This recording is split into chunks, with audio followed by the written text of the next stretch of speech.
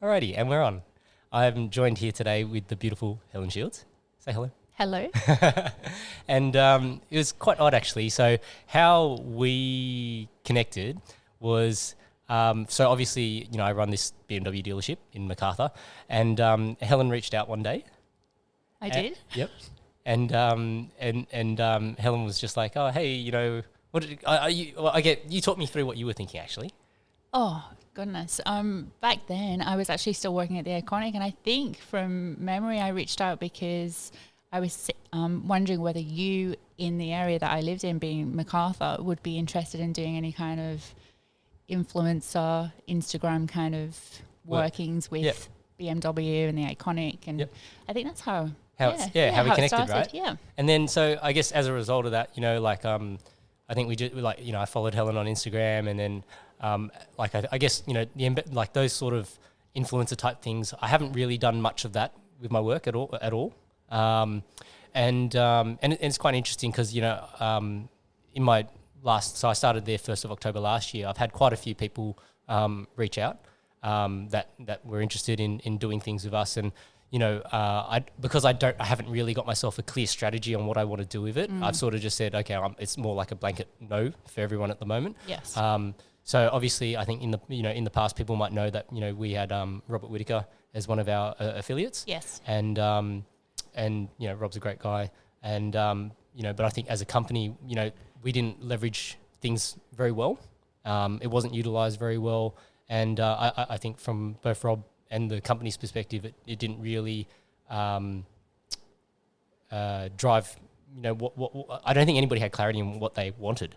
And so when I started there, that was already in place. So I was trying to do my best with Rob to try and work out, well, what is our direction, and Rob was obviously he's a career as a fighter, he's a fighter, that's what he's there to focus on, and then his management team is there to then help him with the other side of things. But I guess in the end we just agreed, let's just call it quits as friends. I'm still mates with him today. I can send him texts every now and then, and yeah, but I guess from a business perspective, I always think when it comes to social media and these sorts of things, you almost need to have a strategy, right? You do, and it's very, very new. It's a whole new realm, isn't it, that we're delving into in this day and age. But yeah, you can. The one good thing I have found about it is that you can actually meet and start really good friendships. You're networking. It's a really good way to network and meet new people. Whether in your industry or in whether you want to cross over into a different industry, it can be a really good way to meet people. And I guess before I pull it all back and we go into this chronological sort of timeline type thing, have you? I guess when I look at your social media following, you're quite good at it. Let me just say I'm shit ass at it. So my personal social media following is nowhere. I guess that could be partly by design. I don't really post anything that's interesting. I just post the things whether it's podcast related or fighting related. They're the only two things that I really use it for. But I guess from your perspective, have you found it to be a really positive thing or? Oh, look, in my industry, it can be really positive, and it's an unnecessary evil at the moment. Sometimes I hate doing it, but it is, for me, I use it as a marketing initiative. So for that reason, it is good. And when you say that I have a good following, that is quite funny, because for me, I would think that I think it's just under 15,000 that I have now. For my obviously for my friends and my family, they look at that number and they're like, oh my goodness, you have 15,000 people following you. But realistically, it's actually nothing in how social media has developed and grown over the last 5 years especially. It's actually nothing. I have some really close friends who have 250,000 followers, 500,000 followers. And they're the girls that are, and the people that are actually, they are influencers, and that is their actual livelihood. They're living. That's what they do for work. So 15,000. That will do for me. But I think it's also hard, because I feel when you start to get to that level, right? Your account is a brand on its own. Right? It is, and absolutely. It can be quite detached from you as the person, right? Yes, and I find that a lot. A lot of people presume to think they know what I'm going to be like when they meet me, or I don't know, even as shallow as like what my personality is going to be like, Yeah. or if I'm, pretentious or a little bit egotistical, or, like all of those sort of character traits that people kind of associate with fashion Yep. or, industry and beauty. And I'm not like that at all. Yeah. Yeah, I'm quite the opposite. It's quite funny actually. One of the things I always one of the things I've realized from doing these podcasts is when I start talking to people about, their field of expertise, irrespective of what field it is, I think there's always a part of the conversation where people, if they're not appreciative of how much expertise goes into it, you'd probably sit back and go, this is a little bit, snobbish or wankerish. Yes. And I don't think it's like that by design. I just think that, when you do get to a certain level of expertise, your linguistics changes, your how you see it changes, because you can see so many details that you don't normally see, right? It's true. Yeah. And if you scrolled through my Instagram to when I very first started my account, it is complete opposite to what it is now. Yeah. And you can, because I haven't deleted it. Yeah. It is who I am. Yeah. But yeah, it's a growth. Yep. And you do kind of, as your following goes up, and which is something I'm actually really grateful for as well, because it does show an appreciation for your work, which is what mine is. It's a very visually run industry and aesthetic. So when people are liking it, they're liking it not based on me or what I look like or what I've done. Yep. It's a talent that I've nurtured for many years, and it's a really nice compliment to get these likes. But yeah, if you look at my Instagram now, I'm very conscious of what it looks like. And again, it's one of those necessary evils where really, if it was up to me, I would not be bothered. Yeah. But you kind of have to, because it's like keeping up with the Joneses. There's so many, algorithms and all of this kind of thing that you've got to keep up with. But again, it is what it is. Yeah. And so for, I guess for people listening, for context, Helen and I have only actually met face to face today. So, and I was just saying to one of my other friends who was with us just before that, if you want to see glamorous people, check out Helen's Instagram, because sometimes you look at I look at when I'm scrolling Instagram and I'm like, wow, like it's mind blowing. Yeah. And look, and that's by design. It is to a point. Obviously, I would like to think that in my role, I have enough talent to maybe, do those looks and make those people look that way so that it comes across. And, I don't use all these kind of filters and things like that. There are some little things where if I post photos from photographers, obviously they have been reworked to an extent, but it's not excessive like it used to be. Yep. But, yeah. Okay. All right. Well, I'm going to, that was quite a long introduction. I'm going to pull it all the way back. Now, obviously, if people haven't picked up, there is an accent there. There is. So, where were you born? Okay, this is where I'll start Googling it. Okay, so I was born in Liverpool in the UK. Okay. Yep. And I guess, if I was, excuse me, no COVID, if I was to ask you, what would be your first memory growing up? Like, do you remember much about the UK? I do, yeah, because I left to come to Australia when I was 21 in 1999. Yep. So I've got heaps. Like my whole childhood was the UK. Yep. So okay. So what was, like, say as an example, did you live in what would your earliest memory be? Earliest memories probably would be with Dad. Yep. My dad used to commute quite a lot in his job when we were kids. So from when I was probably about 5 till I was 14, I only ever saw my dad Friday through Sunday, because he worked in London. So it was quite a long commute. So he would stay down there for the week, and then he would come back up home on the weekends. And what did you do for work?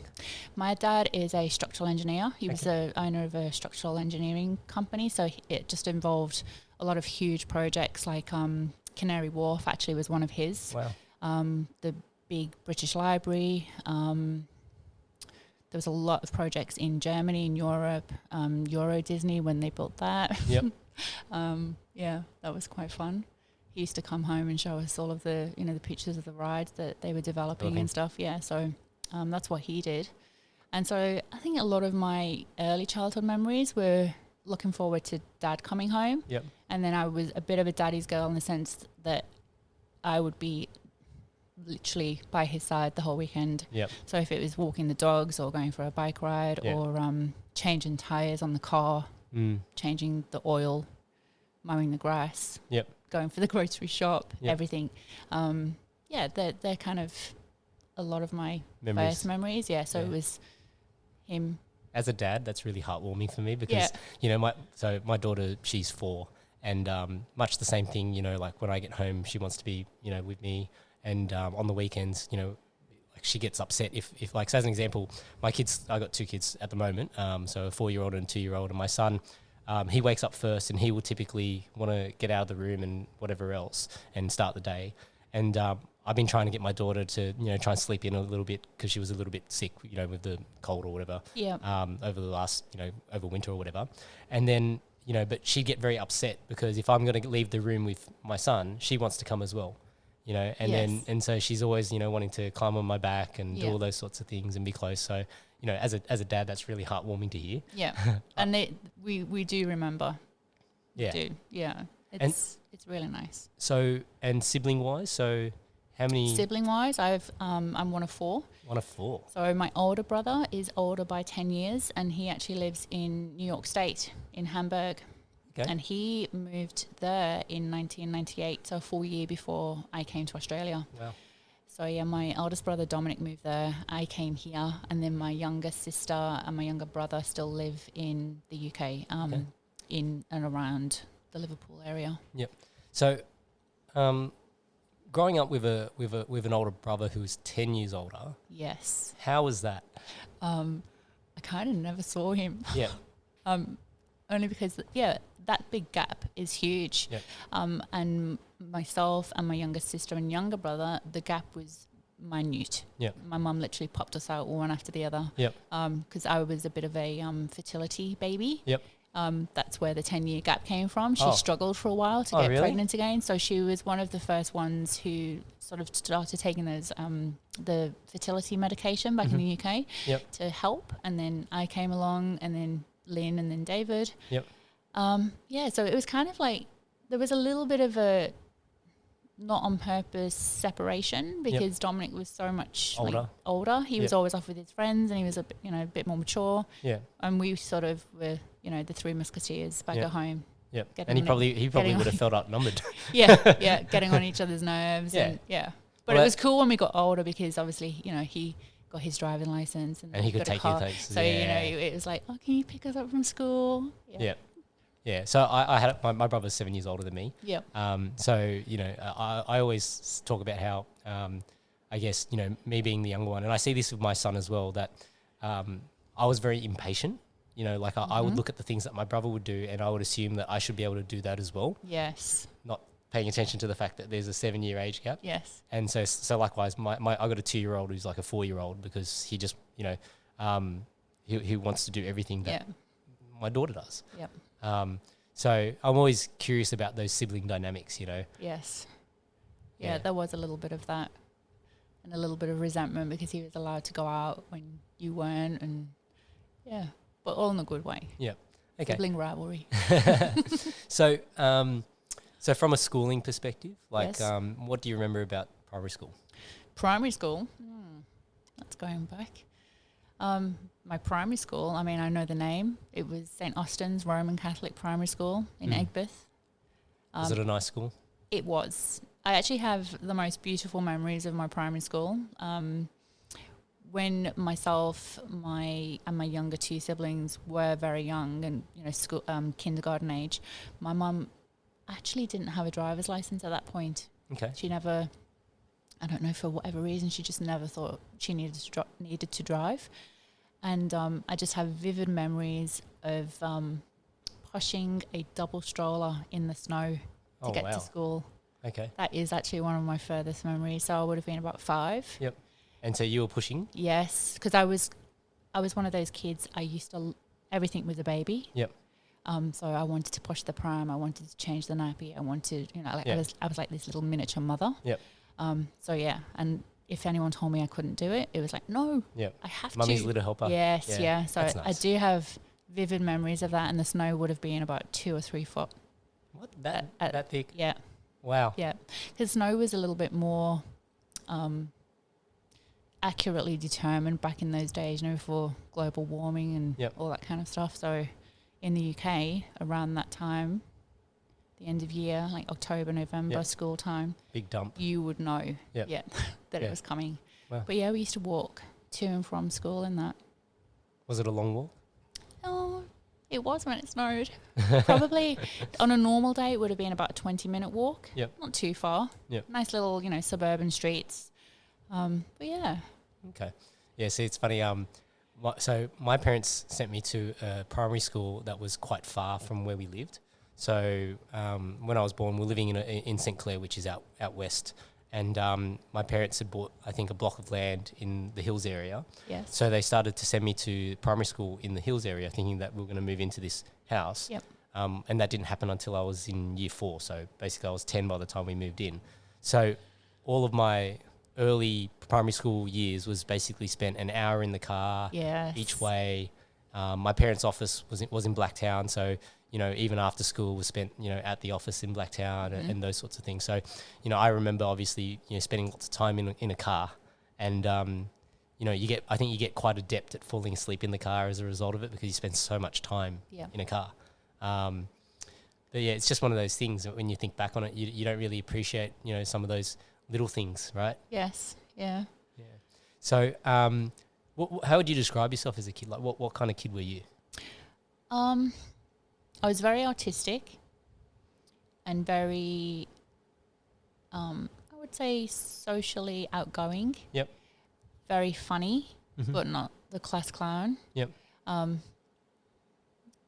Yeah, that was on a day-to-day. Yep. In school, in the class, I was a little bit more quiet. Yep. So I would like to sit sort of in the back of the class. I would never kind of raise my hand. Yep. I was a little bit... flying under the radar? Yeah, Yep. yeah, one of those. Were you a studious kind of girl, or were you more just like interested in sports and outdoors? And I was a little bit of both, actually. So I, in the beginning, I loved the learning aspect, and then as I got a little bit older, I got into my sport. So I was the girls' cricket captain, and then I was like the national high jump champion. Wow. What else did I do? They were the ones that were representative of regional sports. Yep. But yeah, I also did swimming and basketball and netball. But the girls' cricket, that was a pretty big achievement. I was very proud of that. We won like championships back to back a couple of years, which was like super great because the school reclaimed their winning streak. So you kind of hailed a little heroine, woo. Yeah. But they're all good memories, and typical Brit, like in the break we'd have strawberries and cream. So that was a little indulgence that everyone looked forward to, and we were like 11. Yep. That's nice. Yeah, but those are nice memories. So that was sport, and yeah, just the study kind of came full circle then towards the end. Yep. But yeah, I dabbled in both. Yep. Okay. And so then when you went to high school, did your outlook on things change, or? In what way? In the sense that, I guess, I think I was a very different kid between primary school and high school. Like in primary school, I was the kind of kid where my parents had me doing a lot of extracurricular activities and, so you don't really have a choice. You do everything. And then I think once I hit high school, I became a bit of the rebel. Okay. Not wanting to do any of that sort of stuff and just wanting to play with my friends and do the things that I enjoyed. Yeah. And then I guess one of the moments for me that, to me, I think is quite formative was that I sort of made this decision when I started getting to the senior years at high school that, that I wasn't stupid. It was just that I didn't have motivation. Yes. And so, because I actually looked back at when I was in those primary school years and getting pushed really hard by my mum as being like a good yardstick for what I could be. And that, obviously the potential's there, but I just need to take away the options of doing the easy pathway and actually just, put my head down and do it. Yes. And so then that's when I started to apply myself more.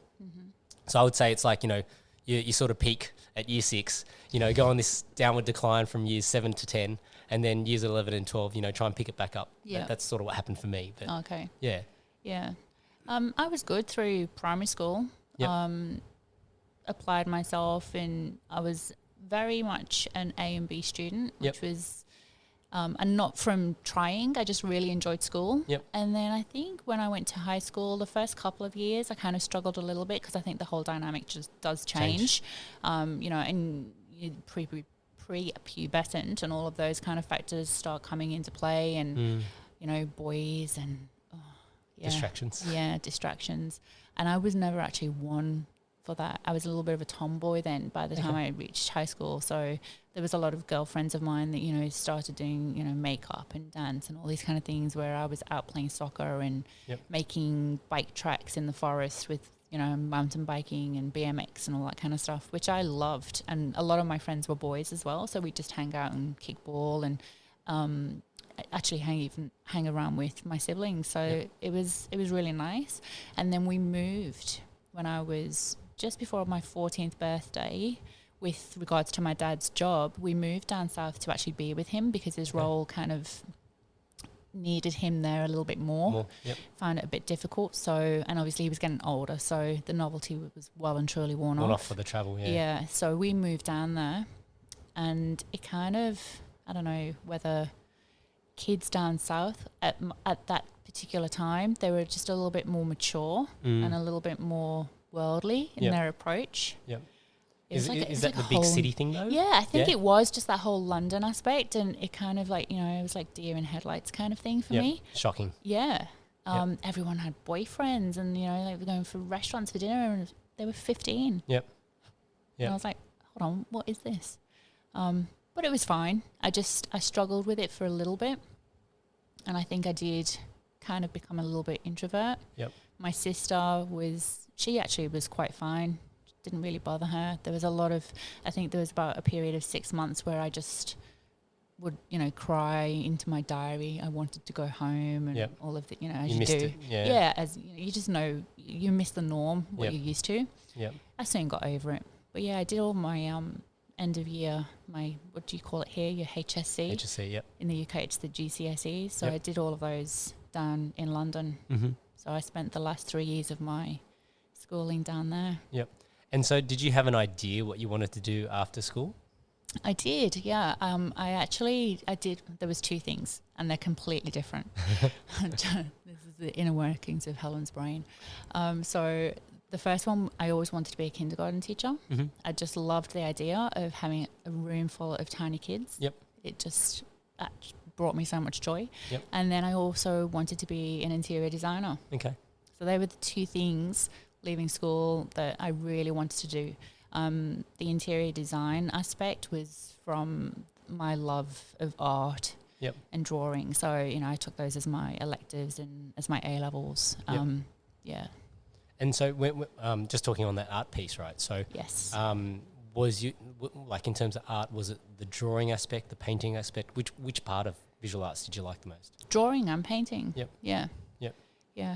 I would do with the painting, it was more acrylic based and a little bit watercolor. And then I would draw a lot. But then I would also encompass that in the whole, like it would cross over into, like, you know, the design aspect and the interior design. So I would find myself, you know, sketching all these little rooms and Okay. And so was there any I guess influences for that? Like, so I guess at that age, were there things that you'd seen that really made you appreciative of that, or was it more just like a self-passion? If you'd asked me that at that time, I'd just say no, it was just a love for drawing. But funny, you should ask me, having lived here and in the UK, I've really come to appreciate the history and architecture that we have in Europe and the UK. As much as I absolutely love living in Australia, and I'm so blessed to be able to call this, you know, home. That is one of the only things that I do miss, apart from family in the UK, is the history and the architecture. I don't think there's anything else like it in the world. Like if you know, I've been very fortunate to travel to Hamburg and Vienna and France and Spain, Barcelona, Madrid. The architecture in those places, so different. They just like they can actually consume you, I feel. Like it's so overwhelming, and you very can just intricate. and you can literally stare at pieces for hours. And I found myself almost, like a kid in like this little Peter Pan kind of imaginative fairyland of, I regress back to, 16th, 17th century, and I try and imagine like the people that would have been walking around at that particular time. Yeah, and the people working on it, right? Yeah, like, who they were and what they were doing, and It's one of those things where that's like one of those stop and smell the roses moments where you're looking at something and then you have to ask yourself, how did they put that together? Yeah. And then like, in Europe you've got all these basilicas and things like that. Yes. Where they're so beautiful. Yeah. And as much as Australia is, it's a beautiful country, especially for the landscape. Yep. Like architecturally and it's actually very, very new. It's a very, very new country. Yep. There are some beautiful buildings, but they're very few and far between. Yeah. Yeah. So my wife and I, when we got married on our honeymoon, so we did Europe. So that was the first time I'd ever been to Europe.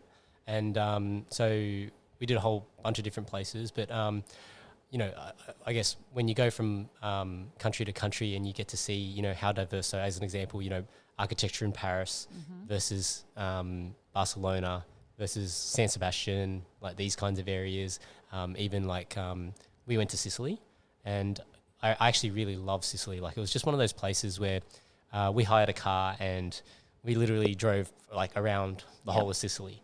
And it was quite funny because, I'm driving on the opposite side of the road. Yep. And like it was just very different, the way of life. And I was just blown away by the fact that, nobody would really pay attention to like the traffic lights and things like that. Yes. And like people were like, so when we went to one of the biggest cities, like people were like, oh, it's dangerous there. It's, it's where the mafia is born and all this sort of stuff. And we were driving around trying to find where we were staying because we Airbnb'd most of our places there. Yep. And like, you just sort of follow the traffic. Like people don't stop for traffic lights. You just follow the traffic. You keep going. And but when you see, so there's a place like called Agrigento, which has like these old ruins. Like they were starting to build like a temple or something like that. And you get to see like these half-constructed temples. And you see these massive pillars that, go 3-4 stories high.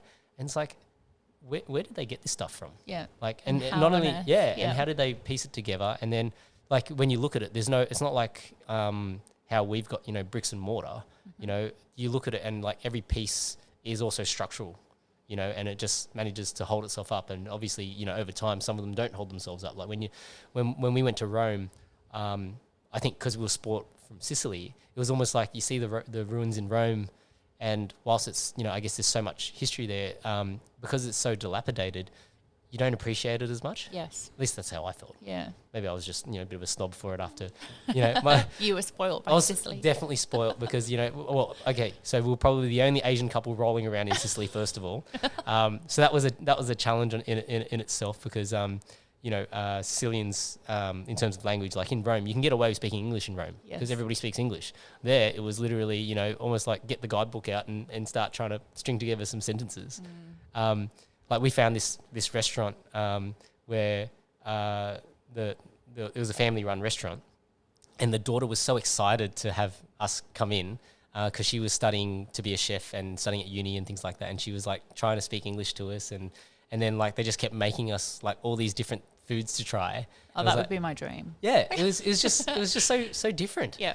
But so, heartwarming, right? Like it's like, then the father came out and he's like, oh, here, drink this, drink that. And I could have been date raped for all I know because I'm just taking random drinks and just downing this wine. And it's like, okay, yeah, that's good. And yeah. But it was just one of those things, I think, when you stop and actually, appreciate some of those things. Yeah. It's a really big rabbit hole. It is. Yeah. So then, okay, so then after high school, what did you end up doing? Oh, yes, after high school. Remember when you said about your siblings and you were in almost a rush to grow up to, can't even think of that word when you just... Impatient. Yeah, I was impatient. I wanted to do everything I was, when I was 15, 16, it started getting a little bit. And then, 16, 17, I was very impatient. So I did, when I went back, we actually moved after I finished all of my exams. We moved back up to Liverpool. Okay. That was mainly due to Mum not being able to settle down south. She wasn't happy? No, because she's one of 11 herself, and our family is a huge Irish Scottish family, you know, hundreds of cousins. It's just ridiculous in the most beautiful way. And she missed all of her sisters and our brothers, so we moved back, and I enrolled to carry on my A levels, which I think the equivalent here is your year 11 and 12. In the UK, it stops when you're 16. Okay. And it's elective then. You can actually choose. So you don't have to. You don't have to. In some of the private schools, it's compulsory. But in most schools, it's an elective. Okay. So I chose to stay on and do my A-levels in history and art. Okay. So I did that for a little while. And then I started getting a little bit more impatient. And I wanted, you know, Helen knows best. Yep. I needed to go into the real world and get a job and be self-sufficient. And, you know, one of those.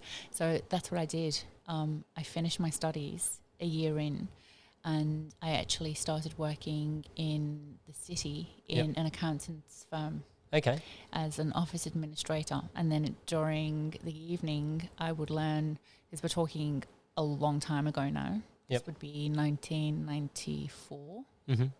I'm not even going to say how many years ago that is. I would also go to school and I would learn, oh my God, this is actually, it's obsolete now, shorthand. Okay. And computer skills and typewriting. Yep. Oh my goodness. It sounds like so 1950s. But yeah, I did that because that's in my 17-year-old head, 17-year-old head, that's what I wanted to do. Yep. So, yeah. And so I went to work full time. So, okay. And so talk me through that. So how did you get that job? I sat down with my dad and I was honest with him and I told him, look, I am enjoying my studies, but I felt I was unfulfilled. Yep.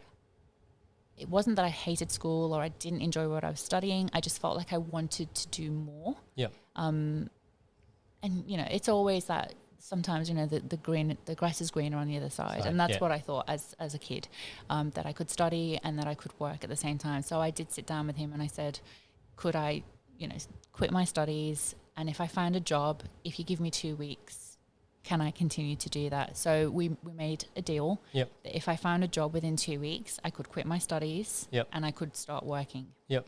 And I did. Yep. So I tried very hard and I found a job probably within about 4 days. Okay. I wrote around and I called every office in the city. Yep. It was predominantly accountants and law firms because I had in, you know, my mind that I was going to work my way up the ranks. Yep. So, okay. Which was never going to happen. Yeah, like that's a lot of initiative from your perspective, right? Yeah. Like you've basically picked up the phone or written to these people asking for jobs. I was given a challenge and to get what I thought I wanted, I needed to do it within 2 weeks. So it kind of does, you know, it sets you a little bit of a goal and puts the clock, like the stopwatch starts and you're like, okay. So I did, and within four days. And then something. Within the next week I was there and then I was there for over a year. Yep. And then everything changed. So was that was there a moment where when you started working there that you've gone, oh shit, this is not really what I want to do? No, like I have so many fond memories, and I still speak to those people. Oh wow. I still know the phone number. Yep. I still know the name of the company. I have a couple of them, like I said, on my Facebook. We still keep in touch, and this is what I'm 43 now. So this is when I was a 16-year-old kid. Yep. And I think that's lovely. Like I do have a lot of people. That's the only good thing about Facebook as well is that a lot of my friends on there, being in Australia, are from the UK. So it does give me that opportunity to stay connected with them. Yeah, to stay connected and just reach out and check in on everybody. But yeah, that was I have very fond memories of that office. Yep. And so I guess, you know, was it a fun workplace to be at, or was it? It was. Okay, I'll try and describe it the best way. Have you ever seen the movie Oliver Twist? Yep. The original one? The bank scene? Bank scene. When he goes in with his dollar. His dad takes him into the bank to go, not Oliver Twist, Mary Poppins. Oh, Mary Poppins. I'm actually thinking of a completely different movie. Yeah, Oliver Twist, isn't that the police want some more? Yes. Yes. Yeah. That's a different story. Yeah. Okay. Mary Poppins, the bank scene where he takes his son in Yep. to bank the dollar, and all of those men in the top tail and hats with the white beards, and they're all. It was very much like that. Wow. Okay. They were so old school. So it was like an old Chambers building. Yep. So as soon as you walked in, it had that, really The vibe. old, musky smell with Yep. the old, burgundy It had a lot leather of character. benches, old leather-bound library. Beautiful. Like now when I'm thinking about it, you couldn't. Yeah. I don't even think I could find anything like that here. Yep. But yeah, very, very, very old school. And it was a firm of, I think, 5 or 6 accountants, and I kind of assisted all of them Yep. in the office administration. So profit and loss. And Yep. yeah. Okay.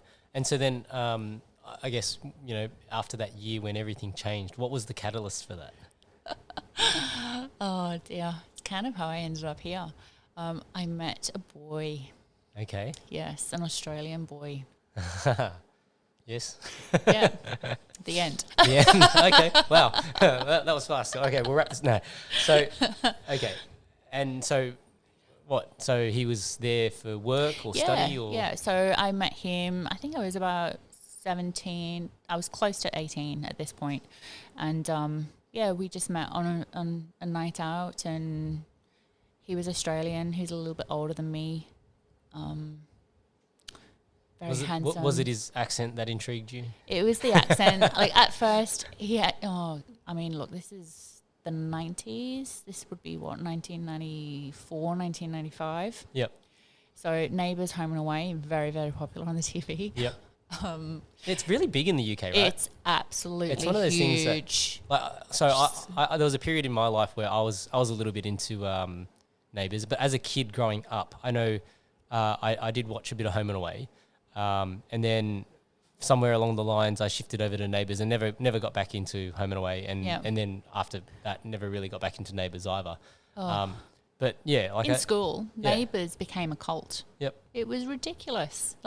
Kids would race home. When Scott and Charlene got married, there was a fight to massive. get to the bus queue one time to get home and watch it, because I think it started at 3:20 in the afternoon, and then we had not only did they show it at 3:20, they showed it again at 5:30, so they had the same show playing twice because in one day to watch it because much. it was so popular. So if you missed the first one, don't You can worry, watch it again. guys. It was all that kind of exotic, unknown, different. and he was different. Yeah. I wasn't really interested at first. It's one of my girlfriends kept, elbowing me, going, he wants to say hi, and I was like, whatever. Okay. So then how does that then lead to a decision that, okay, well, I'm just going to pack up shop and away to Australia I go? Oh, well, yeah. After that initial meeting, obviously we met again, and then we became an item for, I'd say, just under a year. And then, we talked about getting married. Yep. We talked about him living in the UK, which was the plan. Okay. His residency, unbeknown to me at the time, was due to expire, I think in 6 months or something, but we never kind of foresaw it as an issue. Yep. That he would just get an extension. Yep.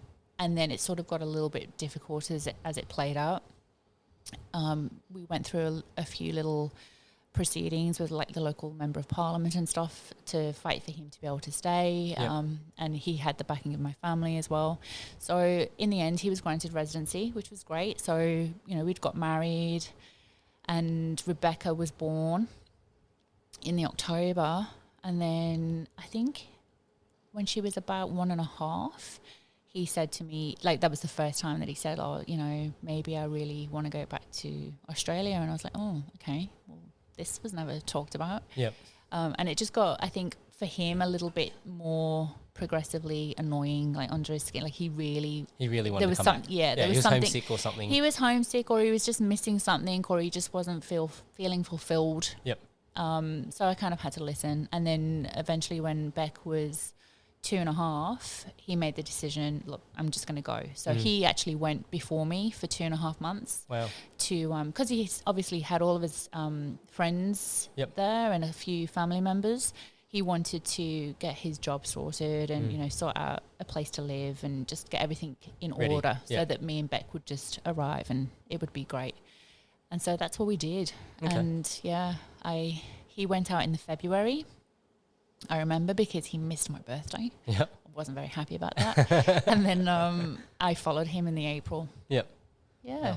So that's, funnily enough, so how my parents ended up in Australia was a similar thing, because I think, if I remember this right, my dad was studying in New Zealand, and he was trying to stay there. Like my mum and my dad were both studying there, and that's where they met. And then part of the reason they had to come to Australia was because they couldn't get the New Zealand visa. So they took a boat and across the water they came, and that was that. So that's how they ended up. But the thing that I want to unpack there, so when obviously you had your first child. Yes. What was the impact on your life? Like, strangely, it wasn't that impactful. Okay. And I mean that in the nicest way. Yep. A lot of people presume, because I was a young mum, that it was, you know, an accident, or it would have been overwhelming, or it wasn't the right decision at the time. You know, there's lots of different scenarios. But she was planned, and I actually think that it's probably in my life, even with all three of my kids, I actually feel that I've been the best possible person I could be when my kids are born. Yep. Like I just, I actually love being a mum. Yep. So was it a motivation for you? It was a motivation. I never found it hard one day. I was very fortunate where I didn't suffer any, postnatal things or anything like blues. that. Yeah. It just came so naturally to me, and that I think goes back to, you know, coming up and being brought up in such a huge family with so many cousins of, varying ages. Like my mum was one of 11. So my mum was the baby of that 11. So she was the youngest. She was the youngest. So her older sister, I think, was 28 years older. Yep. So when you compare my aunt Lana's kids with my mum's kids, the age to it's fast. Yeah. Like they can have 2 more generations before I've even started. Yep. So they did. So our cousin system, like the family tree is... It's really awkward now. Yeah. Well, so family parties are great. Yeah, well, it's huge, right? And then you have you have uncles who are younger than their nephews and nieces. Absolutely, yeah. My mum was one of 10. Yes. And she was the youngest of the 10 as well. Yeah. So, I love it though. And that is one thing that I do miss here. Yeah. Is that whole family network. It's very different here. Like I feel like in Australia, it's almost like when you have... I think most people would probably generally agree that 2 is the right number of kids to have in Australia. Yeah. And then, you know, when say with my high school friends, like I've got a lot of mates who have kids now, and they're all stopping at 2, and you know, my wife and I, we're going to have our third whenever the third one wants to appear. Yeah. And you know, they're almost like, oh wow, you guys are game. And I didn't really think about it like that. I did never ever think about it, and I have 3. Yep.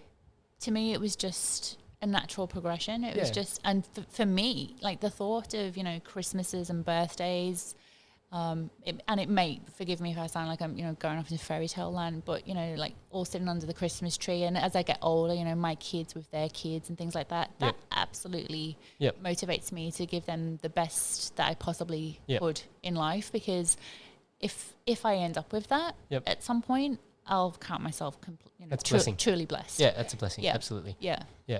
And it's those things that you can't, you know, money can't buy those memories, right? Just like how, you know, when we've recounted some of these things from earlier, you know, they obviously stick in our memory for a reason. Yes. You know, and there's obviously some form of attachment, you know. It's quite funny, actually. I just remembered a dream that I had last night, which wasn't actually a very positive one, but it's something that obviously stands out to me. So in my dream, basically, my dad was getting angry at me about something, and what it made me think of is that, you know, when I've lost my cool with my kids, sometimes I'm like, shit, I sound exactly like him, and so it's like, gotta back it off a little, change the tact, you know, so that I don't go down that same pathway, because obviously it sticks out and it came up in my dream for a reason. Yes. So yeah, I think I've had very similar. I can't remember if I touched on it, but my dad he was very much like the untouchable kind of like father figure. Patriarch, big, Dominant, larger than life, very, very protective, very successful in his own right, and, discipline. Yep. You would fear, like, and I mean in the nicest way, like your life, like if your mum was, did the whole, you wait till your dad gets home and, we would smarten up straight away because we knew that dad would take no crap. Yeah. And, you'd be punished and sent to your room. Yeah. And it's a respect. And, there's some things as kids that you kind of remember and how you were reprimanded and disciplined and, you follow without even like subconsciously, you just end up doing it with your own kids. And there's been a few times where I've actually, shouted or yelled at them and then I've turned and thought, oh my God, like I actually just sound like my dad. Yeah. And then you kind of have to, exactly what you said, take a step back and be like, should I do that? Yeah.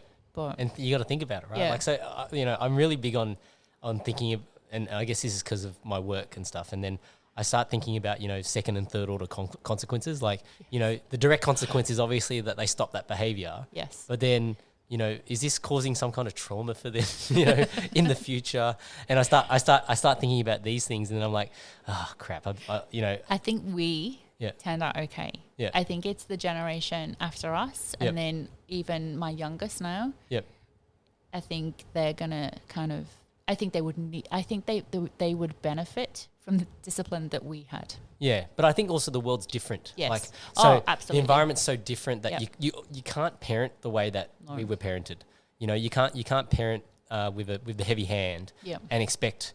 Oh, okay. Let me rephrase that because I do think there are people that will shine and be successful no matter what. Mm-hmm. Like there are certain personalities that irrespective, you could throw them in the worst possible situation, in the worst homes and the worst outcomes, and they'll still become ultra successful individuals. Yes. But I think, I guess if we think of it like a bell curve, right? Like the 80% in the middle, there's the people that are exceptions, and there's the other side, which, the people that unfortunately, take matters into their own hands and choose to no longer be with us and things like that. Mm-hmm. But then for the vast majority that are in that 80%, like you can't argue that there is a huge impact of positive parenting. If they had good parents, that they could probably achieve more than you could ever imagine, right?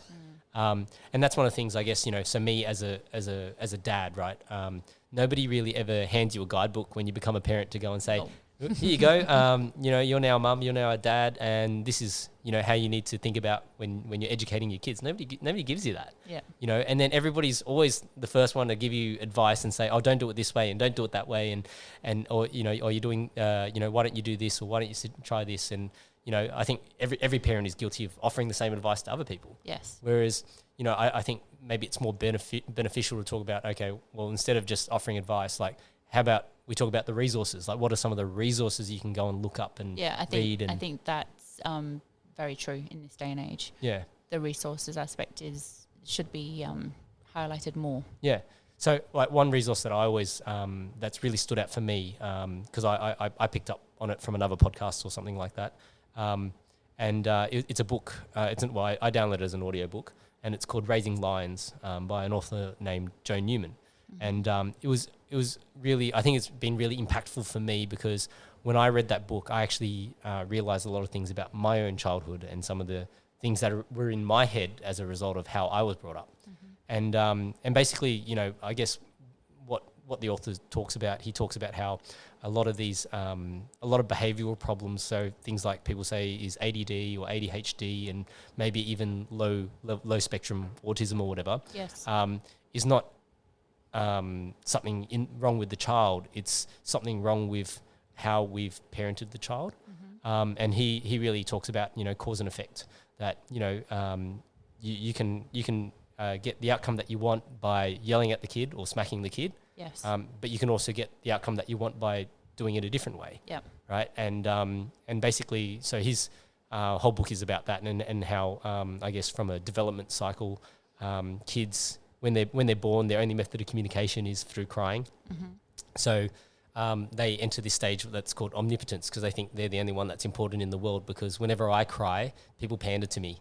And then the point is that then they then need to move into this next phase in life of interdependence. So realizing that they're a conscious being and they have, you know, a personality and they can have their wants and needs, but they also need to understand that their parent has the same, you know, that they're a conscious being and that they also have wants and needs. Exactly. And I guess, you know, for a lot of kids, maybe they don't get those boundaries set from an early stage. Yes. And so then that then becomes a behavioural issue in the future.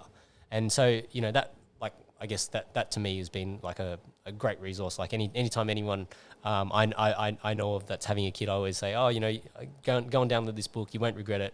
And because I just think it was so impactful for me. Yeah. Yeah. That's good. It's always good when something like that happens. Yeah. Yeah. So, okay. Let's talk a little bit about when you came to Australia. Okay. So, I guess you came via plane, I'm guessing. Yes. Okay. So when you're on the plane, what was going through your mind? All kinds of nonsense. Had you ever been to Australia before? I'd never been to Australia. I had been on a plane once when I was 8. Yeah. Go to Spain. Okay. Yeah. It was furthest from anything that I'd ever thought I would ever do, ever. Yep. So it was a huge leap of faith for me, I feel. And I guess, obviously, you would have had to have had a conversation with your parents. Oh, yes. So were you shitting yourself when you had to say, hey, I'm going to Australia? Or Yes. Yep. Yes. I was fortunate in the fact that they were very... that they agreed that, you know, obviously he couldn't go by himself. Yep. And that he needed to, if only to come to Australia and maybe realise that he didn't want to be here and then go back, he needed to get it out of his system. Yep. So they were very supportive in that. And, you know, they said, okay, if he goes first, you can stay, we can help out. And they actually graciously, I think, from memory, they helped out with my plane ticket and a couple of other things. But they did support, they fully supported, which was good. And I think that kind of helped me make the decision. I think if it had gone the other way and, you know, at that time, Rebecca was the only grandchild in the UK. My brother did have a daughter as well, but she was obviously in America. I thought, you know, taking her away as well, it would be devastating. It kind of was for my mum especially, because they were super, super close. Yeah.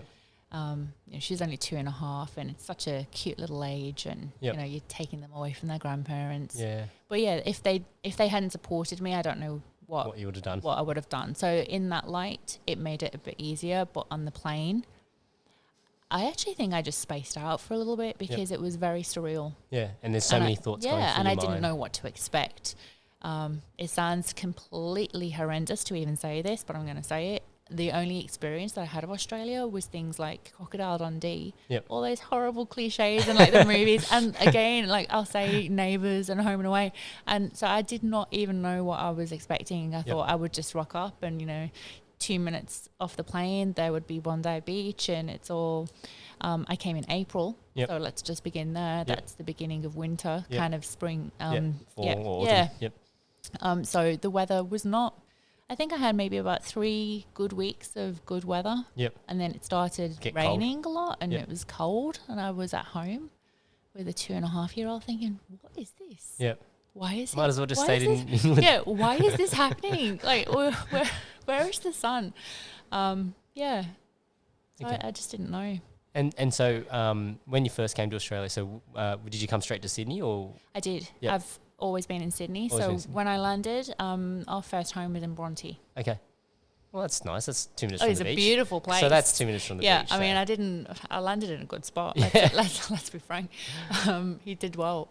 But yeah, back then, how long ago is that? Gosh, 22 years ago? The rent was a lot cheaper. Yeah. I mean, obviously, the cost of living was completely different, and it falls in line. But yeah, I think at that time, I'll put numbers out there. We paid $210 for a 2-bedroom unit in Bronte across from the beach. Yep. You won't be able to find that now. Wow. That's right. Sign me up.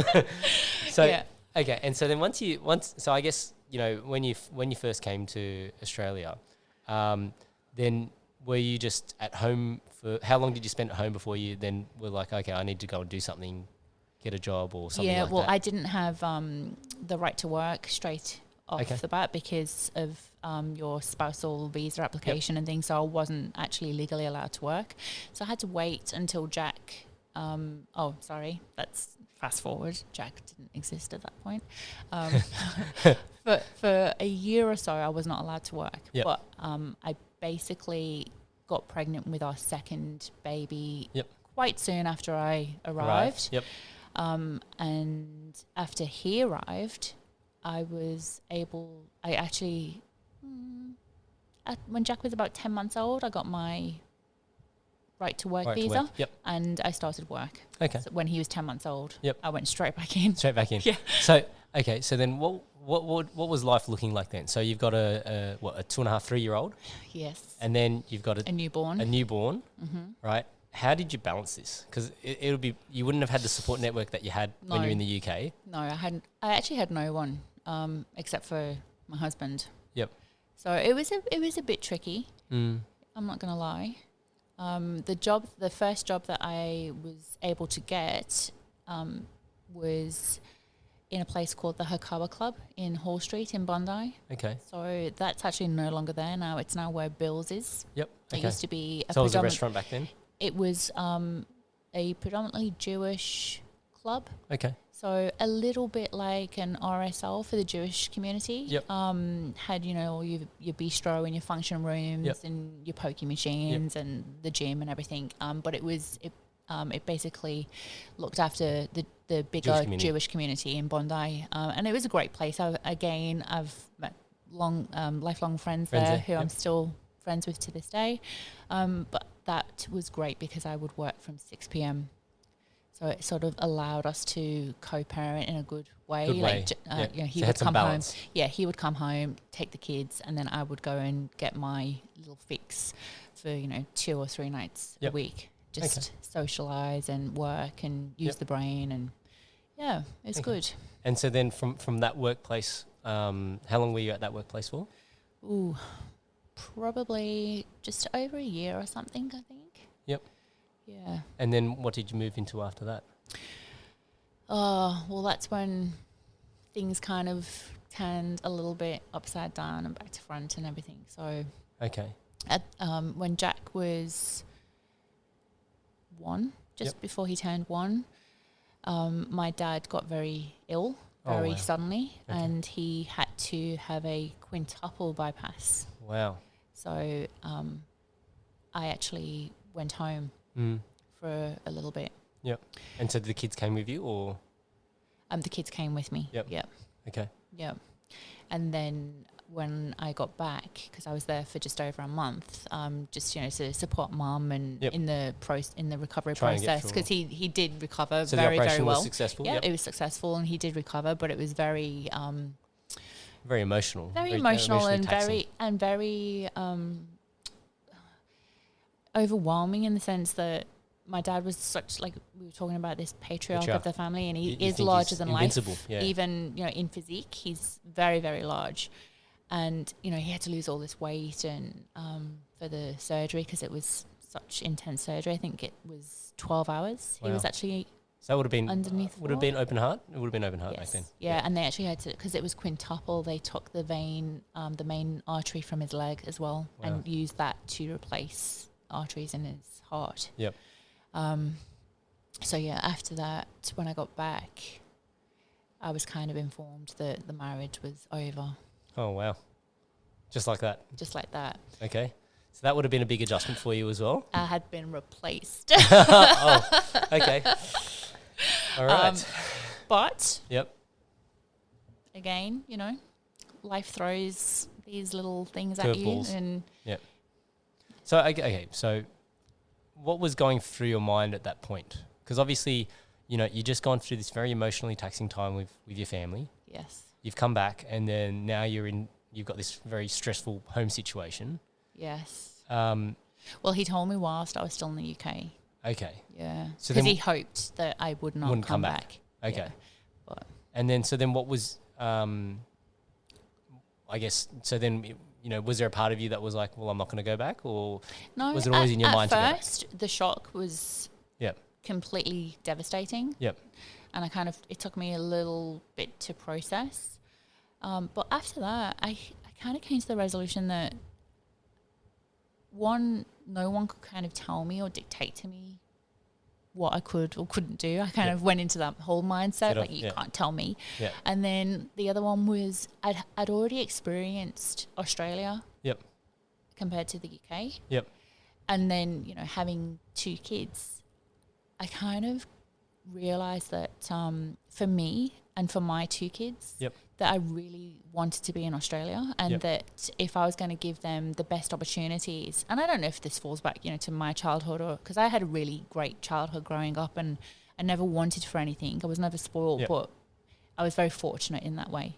But I just wanted to give them something different. Yep. And I could see already in that very short space of time that I'd been here that that's what I thought they needed. Yep.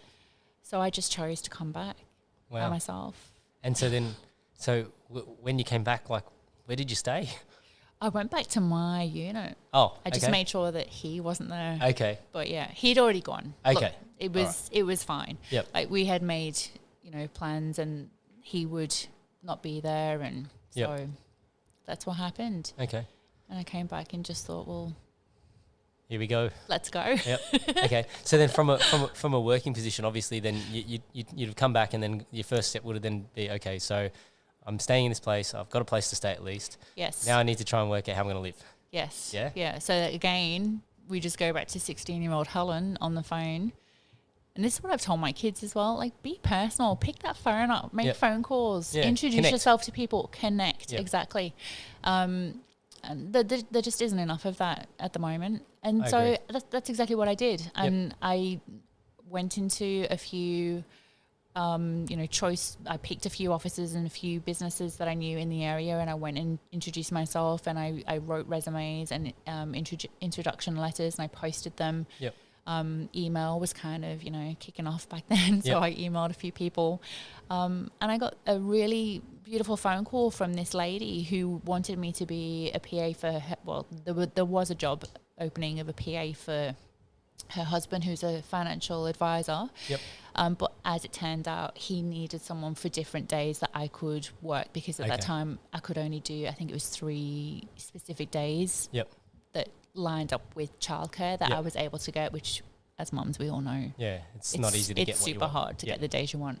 So we had a conversation, I think, for about an hour, and she was so lovely. And then about 2 hours later, I got a phone call from her husband's partner, another director in the firm, who was also, and he was like, no, you can just work for me and just come and do the days that you want. Yep. So I did.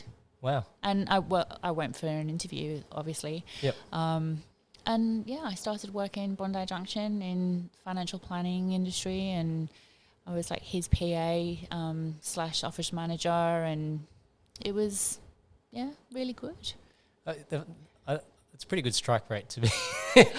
You know what I mean? Like, I think from a confidence perspective, like that, the confidence abounds. You know what I mean? It's one of those things. I think the thing that I pick up from that is that when you do something, you're very invested in it. Yes. So like, I guess, this is going to sound horrible, but I think, when people often apply for jobs nowadays, there's a real shotgun approach where it's like, I'm going to apply for 50 jobs, and whatever I get is whatever I get. And there's no tailoring of cover letters. There's no, working, like tailoring the resume or reaching out, it's just unpersonal. Yeah. It's a collective hit the button and it's sent to 20. Yeah. Well, when you see, like when you, I guess, speaking from the employer's side, when I get the emails on Seek or the results on Seek or whatever, like we have this employer portal, and I can see all the people that have applied for a job. And, it's quite funny actually, because a lot of the times when we actually put an ad out for people to apply for a job, I'll actually say to email an email address. Yes. Because then if people don't even bother to read and they just apply on Seek, well, sorry, you couldn't even read the job ad, right? Absolutely. So a little bit tricky, but it's one of those things. But like, for you to basically, chase those things, and then I kind of had to as well. you had Yeah. no choice, right? I didn't. Yeah. Yeah. But like, to have such a strong strike rate, I think it comes down to that, you wanted it so much that, it almost, the pathway almost found itself, right? Yes. Yeah. Yeah. And then so they were obviously very accommodating in terms of your circumstances. What kind of a workplace was it? Was it like, how would you describe the culture? Was it somewhere that you really enjoyed working as well, or? Yeah, it was. Yeah. Bruce, who was my boss, worked. It was just, I think there was six or seven directors in the company. Yep. And Bruce, it was just me and him, and his wife Megan would come in and do 2 or 3 days as well, admin, to help out. And then you had all of the other directors, and then they're obviously, branched off with their little staff members and stuff. But as a whole, it was a great place to work. Yep. And they were so accommodating with the kids, and almost became family. Like again, I still speak to Bruce and Megan regularly. Yep. They are really dear friends. He helped me, just even advice as well, just being a young single mum in that situation. And so financially. But not even, like the pity or Yep. just solid, true advice. Like I could go to Bruce and say, hey, listen, can you tell me if I did this, do you think this would work out? Shall I? And because I didn't really, I could phone my mum and dad, obviously, and, dad can help me. But I think it's completely different to be able to just sit down and have a third person. That person that you can just sit across from and know that they have your back in, with no ulterior motive. And, they were really, really lovely to me. Yep. So is there anything that stands out? I guess, like, obviously it sounds like he taught you a lot as well. Mm-hmm. Is there anything that stands out, I guess, as a lesson that you found really valuable in your life? Just to, I think, always do what I think is right. Go with my gut. Yep. Yeah. So he was very big on that. Yes. Yep. Yeah, very much so. I think that works to a point. To a point, yeah. I think with because with what I'd been through, I would always second guess myself, and I'd be like, I don't know whether I could do. And he was just very one for like reinforcing. You don't know if you can do it. Like, didn't you come back to this country? Yeah. Like, haven't you done this and A, B, and C? And I was like, oh, okay. So you can't say that you can't do that. Okay, let's go. And I'd be like, okay. Yeah. But just reinforcing and supporting. Yep. Just that. Yeah.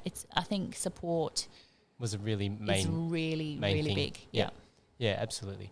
And I think it's the old adage of you can or you can't. The decision's up to you, really. Yeah. So, okay. And then how long were you at that workplace for? A few years. Yep. Yeah. And then what did you decide to do after that? Well, by that time I had met somebody. Mm-hmm. And we were dating. And I don't know, we were just enjoying life. Yep. The kids were little. Yep. Everything was kind of playing out well. Was that difficult as a single mum in terms of the dating side of things? Like, it was very weird at the beginning, only because I've been told I can put up a very harsh exterior. Yep. Not on purpose, but as I in, think like, just you're, as you're a protective. I think I'm just very protective of myself and my kids, so it can come across quite icy sometimes. Like, don't talk to me. Yep. But I don't mean that. I'm just You're just protective of yourself. Yes. Yep. Yeah. And I think that it just comes back to a few things that have happened. Yeah, and that then you go it through. teaches you. Yeah. So we just probably one of the first people that I kind of lowered my guard to, and we were friends for a while before that. He helped. He was super amazing with the kids. Yep. Yeah. Okay. Very, very nice. And so then, I guess, did that then mean that you were able to take time off work, or like what happened? Like, were you able to like cut down on work, or were you still having to work and then trying to find other opportunities? No. I was quite happy where I was. Okay. Yeah. And Scott was doing his thing. It progressed. We moved in together. Yep. We got a little house in Maroubra that we rented. The kids were in school. Everything was just sort of progressing. And sort of going along really nicely. Had its own pathway. Yeah. And so there was no need to change anything. It was just nice and organic. Okay. Yeah. And so then at what point then did this whole change to go into makeup artistry and this side of the world come into play? Well, we were in Maroubra. Yep. And then we decided that we wanted to buy a house. Yep. As it got serious. And we were like, maybe we should buy somewhere. So we did, and we ended up moving because Scott went to Marcelin. So a lot of his old friends, 2 of them actually, had met girls and married and moved out west because, property was a lot cheaper and you got a bigger block. Of land. So that was the thing in,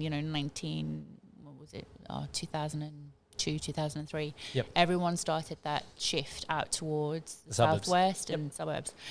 And that's what he suggested. He was like, maybe we should do there because the property boom had just hit in Sydney. So it was just not even, it wasn't even a question. So we went and we looked and we bought somewhere and we moved out towards like the Bradbury area, MacArthur. And then we got married. We were together for 3 years and he proposed and we got married and then we had Ella. Yep. And then after Ella was born, I kind of didn't really want to be full-time away from them anymore. I'd done it, I think, a little bit the hard way when Beck and Jack were very small and I had to. Yep. But now I felt the weight lift a little bit because Scott was so supportive, even though he was super busy himself in his career. I knew that the support was there. So we had, the conversation, do you think maybe I could stay home a little bit and look at different things? I want to spend more time with the kids. So it was agreed that that's what I would do. So when I had Ella, instead of going on maternity leave, I actually left. And then I just started looking around for different courses and I knew in the back of my mind what I wanted to do because, we had a brief conversation, but I used to do, friends and family. I was always that go-to person. And it just goes back to the whole artistic, creative flair that I had as a kid. I just looked into courses. So I enrolled in a few in the local district. And so they were just local courses? They were local courses. And I kind of really loved it. Yep. Yeah. And it was just so that I guess so there's how long is a course like that, like a makeup artistry course? Anywhere from 6 weeks to 12 months. Okay. Yeah. And so then, at what point did you then think, okay, well, I can now start my own business? I always knew that I could. Yep. I wanted that person, that teacher, that mentor to reinforce the fact that I was good enough. Okay. Because I knew, without sounding a little bit, I don't want to sound facetious or big-headed, but I knew that I was good at it because I loved it for so long and I did always practice. Yep. And, it is, and you had artistic. You had friends coming to you to go and say, oh, Helen, can you do this? I just needed to learn the fundamentals and the techniques. And, there is actually a very technical side to makeup application and, colours and all that. Layering. Yes, everything. So I just wanted to teach myself all of those and, make sure that I was completely knowledgeable in all facets. And I did, and I got distinctions in all of my grades. And then it was just about, we go back to that whole networking thing. So as soon as I got qualified, I started, ringing around all my friends. If anyone's got anything, you have to let me do your makeup. If anyone's got, because I also did a course in photography as well. Okay. So I was like, and if anyone's got a christening or a wedding, I want to be able to come over and I want to take photos and you have to let me do Yep. So luckily, like through, friends and friends of friends, I did actually go quite a few little gigs. I did a few weddings and a few christenings and a few 21st and 40th birthday parties, photography. Yep. And then I also started doing, I would go and I would do like the full thing. So I would do, the mum and the mother of the baby who was getting christened, and I would do the hair and makeup, and then I would get the camera out, and then I would do like the whole photo shoot. So it was kind of like a one-stop shop. Like a one-stop shop. Yeah, do it all. Yeah. And back then you kind of, you love the fact that you're getting booked for all of this, but realistically, you actually can't do all of that. Yeah. So after, a few of those, I was like, okay, something has to give. So the photography kind of gave way a little bit because I wanted to look more into the makeup and the hair aspect, everything. And I was getting booked more for those kind of jobs. So, yeah, that kind of just started superseding the photography. And then I can actually remember the day that I actually got the very first phone call where it sounds really pathetic. Where, you're like, oh, I remember that job where I worked with my first famous person, or, in your own mind, you're like, oh my God, I've made it. Yep. Or, or it just even that little light bulb of, finally it's someone that could possibly, refer me and I could get like really good jobs from this. And because it's an opportunity, right? That door opener. Yeah. Absolutely. Yeah. And the industry is so small here in Australia, but it's so hard to get into at the same time. Yep. You're just really grateful. Yeah. So what was that? What was that moment? That one moment. Oh my gosh. There was a show on Foxtel. I think there was a channel. It was so long ago, called Fox 8. Okay. And it was the Sydney Swans wives that had a show called Wags or something. Yep. And I worked on an opening event for that with Lynette Bolton and Jude Bolton. Yep. Because Lynette also was a wedding planner in her own right. So she had her own business and she was doing this beautiful wedding event with Henry, and the name actually escapes me. He's a wedding designer, a bridal designer in Sydney. Okay. And she was showcasing some of his new designs. And so they brought me on to do all of the hair and makeup for the brides for the showcase. And it was going to be filmed as part of the show because, it's what Lynette does and everything. And I was so excited. Yep. I was so super nervous. Yep. And so has there ever been a time, and I'm only asking this from curiosity perspective, where, you've done somebody's makeup and then you've thought to yourself, shit, I haven't done a good job. That was crap. And then did you say anything or did you just try and cover it up and then I'm just going to redo this and it's so funny because I say that this was the pivotal moment where I thought, oh my God, it's my first brush with TV or fame and this could open so many doors for me. And you start getting all these oh, this is what I'm going to buy with all the money that I'm going to make. And I actually, when push came to shove, I actually gagged it and I gave, Lynette came over and said to me, oh, can you do my hair and makeup, as well, as part of the event? And I was like, yeah, no worries. And when it actually came to doing Lynette's hair and makeup, Helen freaked out because I started doing the whole, oh my God, what if I do that? Yep. What if you're second guessing yourself. And you start questioning every aspect of your talent. And I actually gave it to one of my assistants. I was like, Sandra, can you please do Lynette's makeup? And she's like, yeah, Sandra. So she did it and she looked amazing. Okay. But I completely bottled it. You freaked out. So I did all of the brides and, I had two. You've gone through how many people already? Two wonderful assistants, Sandra and Raymond. And I just couldn't do it. The nerves just got the better of me. Not that it was detrimental to the job or anything like that. And it didn't really matter to Lynette who did it. But personally, it was just one of those overwhelming, am I good enough moments? And I was like, oh my God. Yeah. And I look back at it now and I think, oh my goodness, Yeah. So silly. Yeah. It's just that when you second guess yourself, right? And then that's your moment where you actually really freak out. Yeah. When you're busy and you're in the moment, you don't think about it, you just do it. Yeah. And then that you obviously had a moment there to sort of just sit back for a second before you were meant to do Lynette's makeup and then you're just going, Yeah. And it's laughable because when I think about the people that I've worked with since, oh my goodness, why did I do that? Not to say that, Lynette is not, Lynette is an absolute beautiful person and, But it's just in that moment you freak out. In that moment, in, her status and, and my limited knowledge of the Sydney Swans and because I didn't know anything about AFL or anything, it just in my mind, she was like this goddess and if I mess her face up, they're going to kill me. Sounds so horrible when you say it like that. Yeah, it can happen.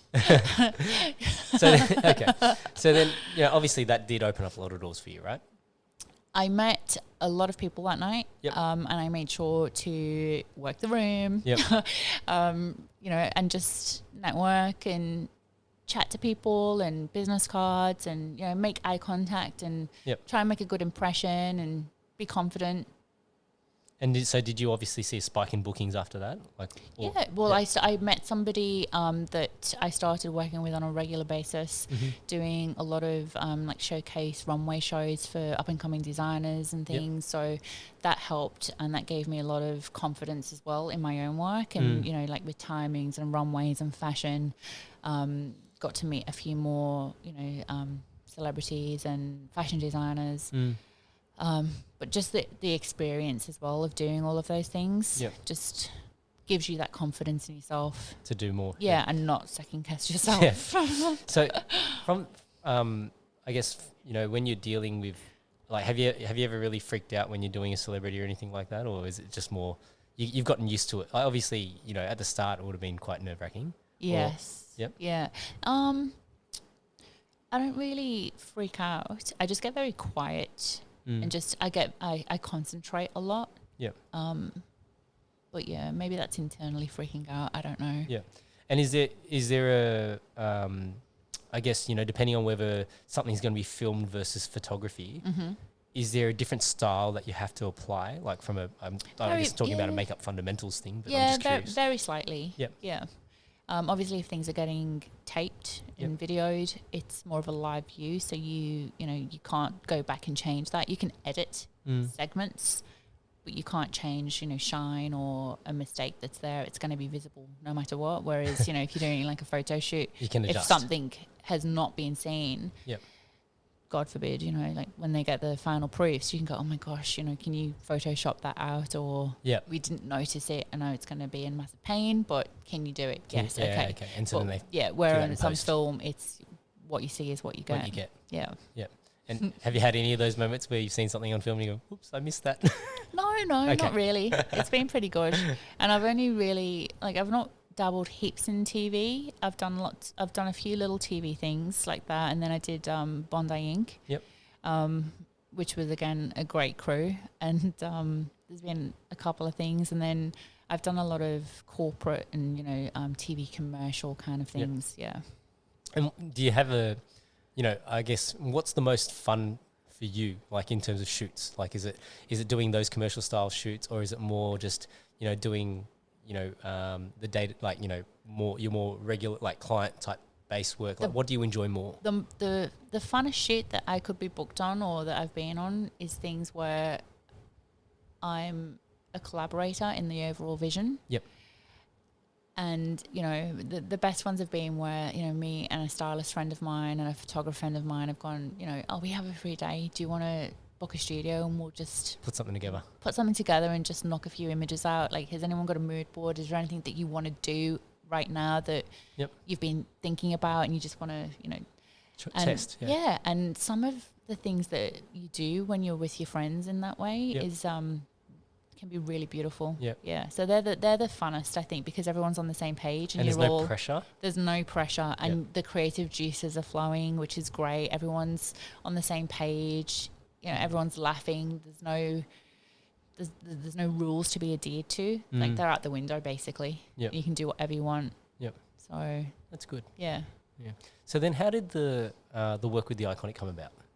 It was on a photo shoot that I got booked on for I think it was a model portfolio shoot. So that's, where agencies will contact different photographers and you get your model to go along for her book and you'll take some images. So I was booked on that as hair and makeup, and I met a photographer called Tony, and he actually told me that the previous makeup artist was a dear friend of his, Emma. And she actually had to back out last minute. But I was her replacement, and this was the shoot and the concept, and would I be okay with it? And the shoot was really cool. And then I always remember at the very end, this woman walking in with purple hair.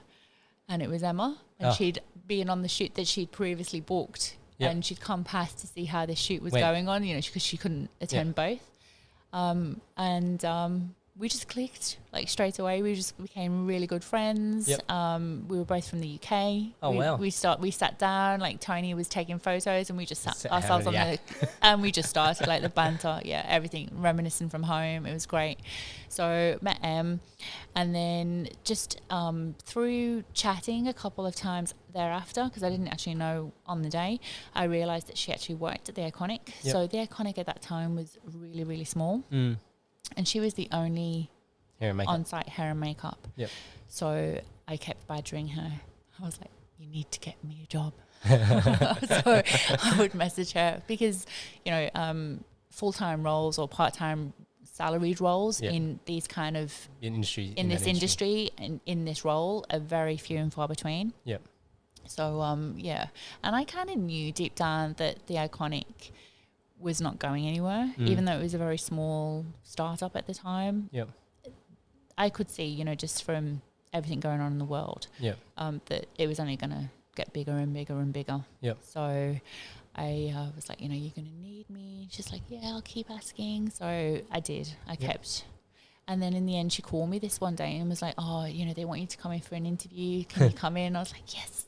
So I did. I got a job there, and it was just casual. At the beginning. So I would go in maybe 2 or 3 days a week from like 8 till 3 and do like 1 or 2 models. It was so super cruisy. But really great. And that's when they were at Mary Street. And that's how it all started. Your strike rate in terms of getting jobs is just unbelievable. I think I've applied for 4 jobs in my life, and I've had, and you got all 4. And I got 4. They're pretty good odds.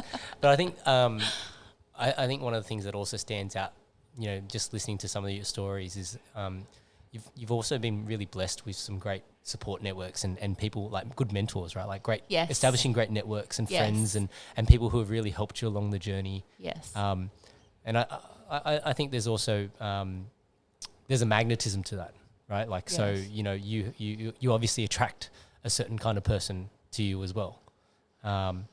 That's just my. I would hope so. Nice people. So okay, and so I want to ask a little bit more about in terms of with the kids growing up and things like that, right?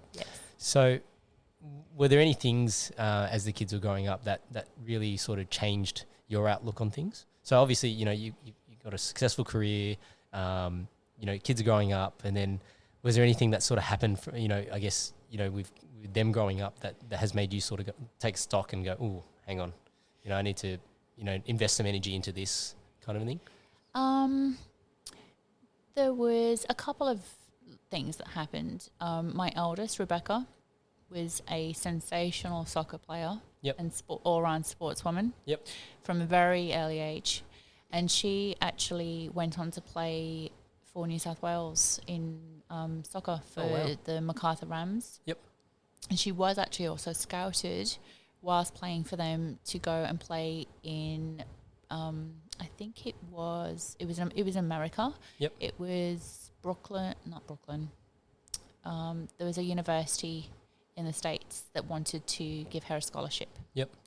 But unfortunately, just how the scholarship was actually scaled, it was an academic and a sporting scholarship, and it just didn't, like, the variation was just a little bit too much. So the money that we had to pay up front first far outweighed, in our eyes at that time, what we would get back. And she would have to be a straight A student in order to get the full scholarship. And I love you, Rebecca, if you ever hear this. We all know, like, she's not a straight A student. She's not a straight A student. She's a B plus. A plus when it comes to any sport. Absolutely amazing. But so we couldn't facilitate that, unfortunately. And that kind of was a little bit heart-wrenching. Because was that something that she really wanted as well? She did really want it. And,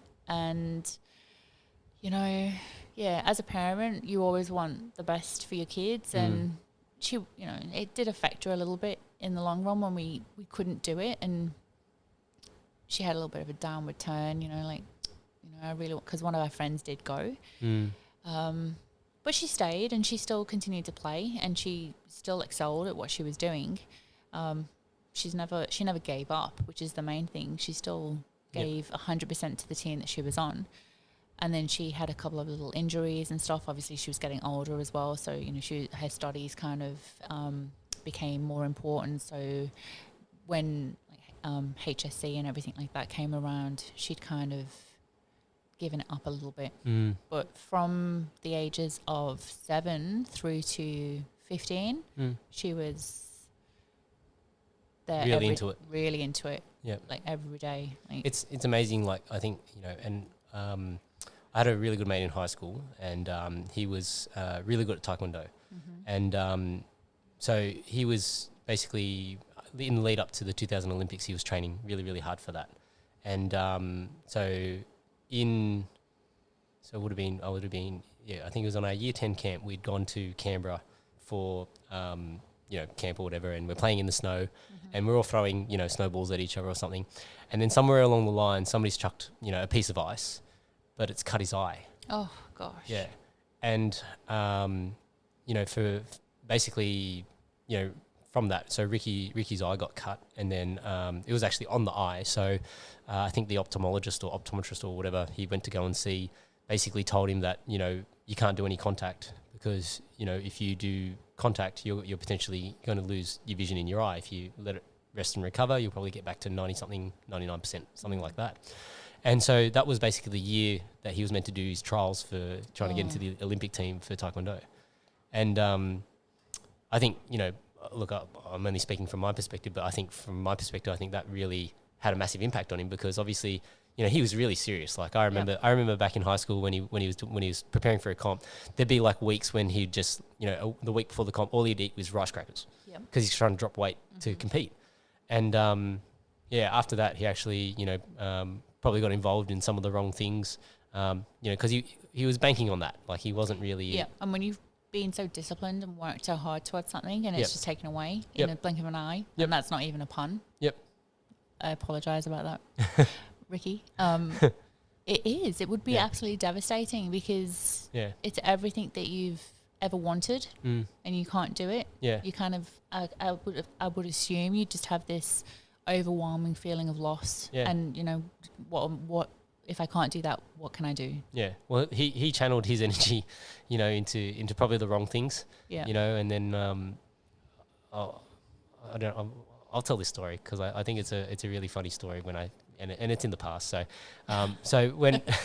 so he got expelled from our school, and I think from what I understood happened was basically he was probably might have been selling some drugs and that kind of stuff. Yeah. And he had some money on him, and it wasn't a small amount of money.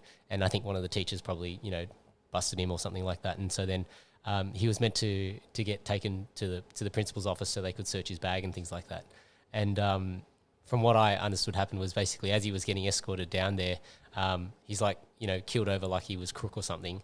And then as soon as the deputy principal went to check on him, he's like shoved him out of the way and bolted, right? And anyway, so cops have gone and searched his house and done all this thing, and they didn't find anything. And then they're questioning him, and it's like, so what Ricky had gone and done was he's bolted, he's gone to the shops, bought some, for lack of a better word, gay porn magazines, put them in his bag. And basically, so when the cops came and asked him, why, like, if you don't have any drugs, like, why did you run and all this sort of stuff? And he's like, look, I'm gay and I don't want anyone to find out. Wow. Yeah. But anyway, so, needless to say, Ricky, unfortunately, you didn't come back to school. And look, I don't know where he is in life now, but we were really good mates for a good portion of give high him school. an A+ for thinking on your feet. Oh, well, he's a bright guy. He's going to be, I'm sure, he'll be successful no matter what. Like, he's that guy, whether if you channel him for good, he'll be ultra successful on the good side. If you channel him for bad, he'll be probably ultra successful from the bad side. Yeah. So, but yeah, that's when I think about those kinds of things and those opportunities. Like it's a massive thing that can happen to somebody. Yeah. And it's a life-changing moment. Like it's just that sort of one unlucky strike of fate Yep. And all that work that he'd put into that, like he was national taekwondo champion, junior champ, blah, blah, blah, blah, had all the trophies and awards and things like that. And so, you know, I'm from my perspective anyway, I think, you know, he was so hyped, you know, to potentially compete at the Olympics, that was his dream. Yep. So, you know, just hearing you talk about, you know, Rebecca going through that, that's what that made me think of. Yeah. Yeah. So, and then, okay, was there any other things that sort of happened? The only, well, it's not the only, but it's just one of the things that I can pinpoint was that it kind of did have a bit of a profound effect on us as a family was when Jack was in high school. Yep. And he started suffering a little bit from bullying, unfortunately. And that kind of continued much to, well, we actually didn't know for a good while. We weren't informed. Probably for about 2 years. Yep. Yeah, on and off. So did you notice any change in him? Yes, we did. And I did. I spoke to him heaps of times about it. It kind of would go in waves. Yep. So, you know, you think you've just sort of managed that situation and everything's good. And then, you know, you see him kind of perk up a little bit and things get back to normal. You're like, okay, that's fine. It's, you know, it's not happening.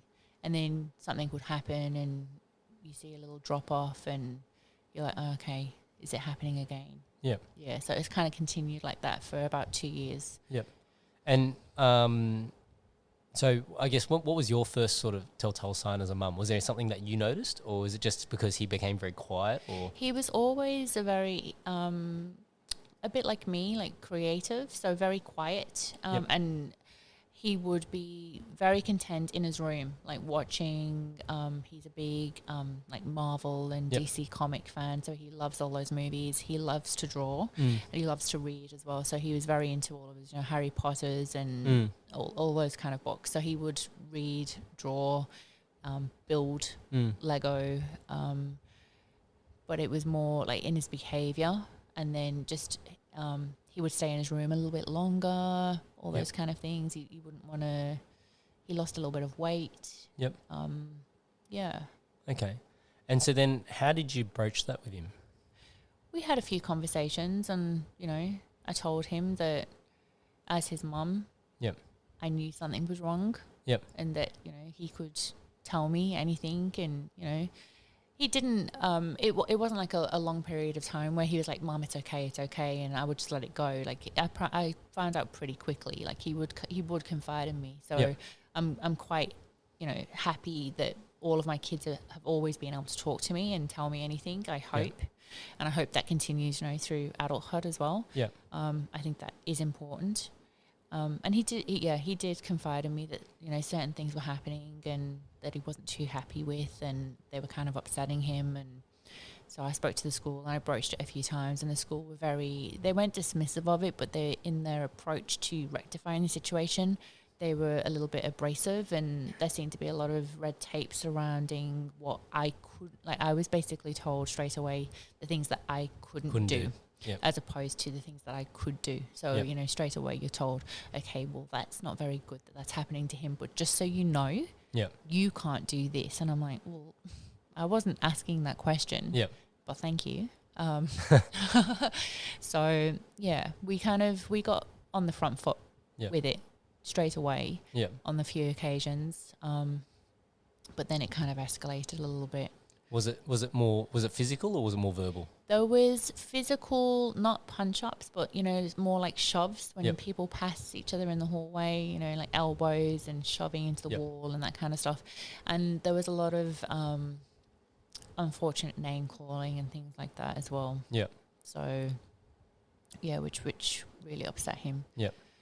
Yeah, it's one of those things that, like even if you don't believe it or you don't, you know, when you're insecure, because when everyone's insecure as they grow up, all of those little things, they seem to stick, and they stick more than anything positive, don't they? Yeah, they do. Yep. Yeah. And so then, how did it get resolved? Well, it kind of escalated to the point where, and this is a little bit confronting when I talk about it, but I remember it very vividly because my mum and dad were actually visiting from overseas. Oh, wow.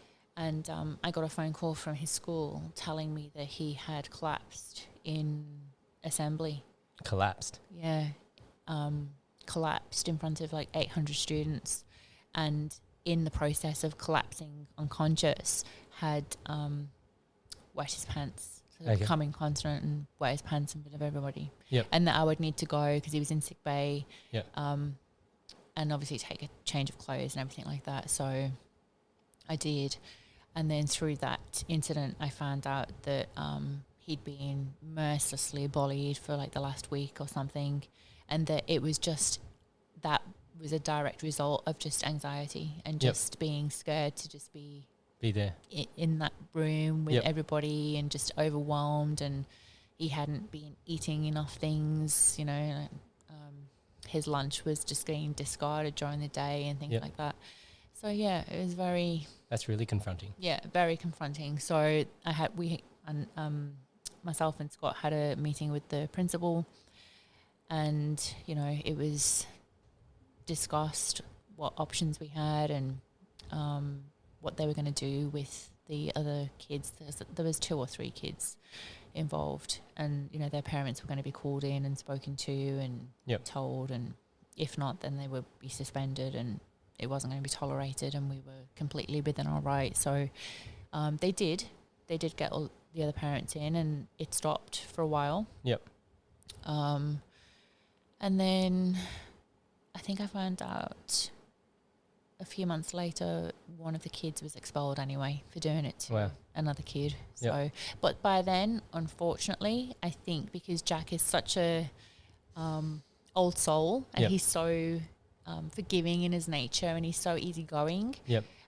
He'd already been, and I hate saying the word, but damaged a little bit by it, impacted. And he just never really gelled with school again after that, which is really unfortunate. So it's hard when it's very hard, especially because there's, you know, you have these negative emotions attached to a place, right? And you know, I think, you know, when you go back to those places, like just like how I always talk about, you know, how when you walk into somewhere and you smell something, it always brings back memories, right? So everybody, you know, if you think about the smell of a hospital, right, you know what the smell of a hospital smells like. And then, you know, hence why, you know, like the smell of, it's going to sound horrible, but Kentucky Fried Chicken. You know, everybody knows the smell. Everybody knows the smell of Kentucky Fried Chicken or Subway. And like, so every time you go to a place, there's, you know, specific things that are drawn up, you know. And so I'm only just using smell as one example of, in terms of memories, right? Like, you know, when you see some things that, you know, might have been from your childhood, or you go back to, you know, your old house or something like that elicits emotions. Yes.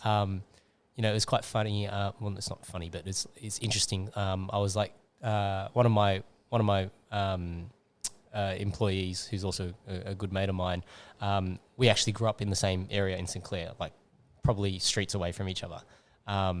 But we never met until later in life. And I was pulling up my house on Google Maps, like the old house, and showing him, you know, where we were. And when I was looking at it, like it just brought back these memories for me. Yes. And and one of the memories I had was my brother and I used to fight a lot as kids, because he was 7 years older and I wanted to do what he wanted to do, and he obviously, you know, didn't want an annoying little brother around. But so we had this single story house, and there were like these, I guess, they're windows, but like they're big windows, like almost like the size of like a doorway kind of a thing. Yep. And had the wind out, you know, thing for the windows to wind bar. out. Yeah, like I guess that's what they called, right? And this one time we're fighting, and my brother's kicked me, like side kicked me, right? And I've flown back, and my ass has gone through the glass and into a cactus, because there's a cactus right outside the window. And that's one of the things that I remembered when I was looking at this house, was getting... You are not going to believe this, but I have almost a similar story about me and my younger brother. Okay. So what happened? He basically did exactly the same thing to me. He kicked you? Yep. He kicked me, yep. And I tripped over the vacuum cleaner and went through a full pane of glass and landed on the courtyard outside. Yep. Yep. And I was on the phone to my best friend at the time. Yep. And props to me, I didn't drop the phone. Yeah, you would have been in pain. You would have started I was very fortunate because my mum had like really heavy velvet curtains in that lounge room. And so basically what it didn't cut saved you. me from any of the paint, because this was floor to ceiling panes of glass. Yep. So there was quite massive shards of glass that could have done a lot of damage. But that's one of the things that saved me was the velvet curtains. Yep. Yeah. Very silly sibling rough. Yeah, you were lucky. I didn't get saved. I had to get those cactus spines pulled out of my ass. Oh my God. So. Well, my brother had to go and tell my dad what he'd done. So. But yeah, like that was fun. Yeah. So that's, I guess, I'm just trying to illustrate how, for anyone who's gone through something at a particular location, how when you see it brings back those memories. And I didn't I wasn't intentionally bringing up a bad memory. Like I don't look back on it and think of it as a bad memory, right? But I think whenever we think about those things, it's those standout moments. Yep. And standout doesn't necessarily mean good either. Like it's the highs and the lows. Yeah. Like you might just remember it for different reasons at the time. It stands out. Yeah, at the time we were so scared of what Dad was going to say, and we laughed and we cried and we freaked out. Oh my God! But we laughed more about it in the end. And now when we look back at it, it's like, oh my God, can you remember we did that? Yeah. Like that's so funny. Yeah. And how lucky were we? Yeah. There was I actually heard a really good saying today, and it was the past doesn't define you, it refines you. Yes, this is true. Yeah. So I actually do believe that. So it was just one of those things that I never really, I hadn't heard it before. Yeah. But when I heard it, I was like, wow, that's actually a really impactful one-liner. Yeah, it's accurate. Yeah. Someone described me a few weeks ago. I think they were given the job of using 3 words, and one of the words was resilient. And I actually was very proud of that. Yeah, so that was your word? That was my word. I was like, you know what? Maybe I am. I think you are. Yeah. At least from, like, as I said, I've really, we've only, first time we're sitting down together, and, everything that you've told me today, I'm like 4 from 4 strike rate getting these jobs. Like, come on. They're pretty good odds. Yeah. And funny that you bring up, these words, right? The reason why I say that is because, I've been talking about it with my team about how, I wanted all my managers to go away and think about if they could boil themselves down to one value that's really important to them. So not how other people describe them, but what's important to them. Yes. What would that word be? And my word is transparency. So, so I don't mind whatever happens as long as people are transparent about it. Yes. Whether it's good or bad, if it's good, great, we'll celebrate together. If it's bad, great, we'll tackle that together. But, the key thing that I'm looking for is transparency. Yes. And then, so I just found it interesting that you brought up that, you were talking about it with another friend about, how would they describe you? Yeah. My word would be very similar to yours in that it's honesty. Honesty. Yep. Yeah. And it's kind of very in the same light. Yep. As long as it could be good or bad, but as long as you're honest about it, it can be wiped out. Yep. It's, It's hard though. Like it's one of those things where, it is. To be blunt to the point, like honestly blunt, I would say that, when it comes to business, like I have the tact of a rock. Like, I'm not going to skirt around, but at least I'll always, stab you through the heart rather than stab you in the back. Like that's how I try and put it. And I think, longer term, it gets you a better result anyway. Yes. But I haven't always been comfortable to have some of those conversations. Like there was a period, when you're more junior as a manager and things like that, that it's very difficult to have those hard conversations. But I think maybe as you get older, you just tolerate less shit. I 100%, I'm going to get a t-shirt with that on because I actually agree with that so wholeheartedly. Yep. I do. I found as I'm getting older, I just tolerate less bullshit. Yep. Sorry. Yep.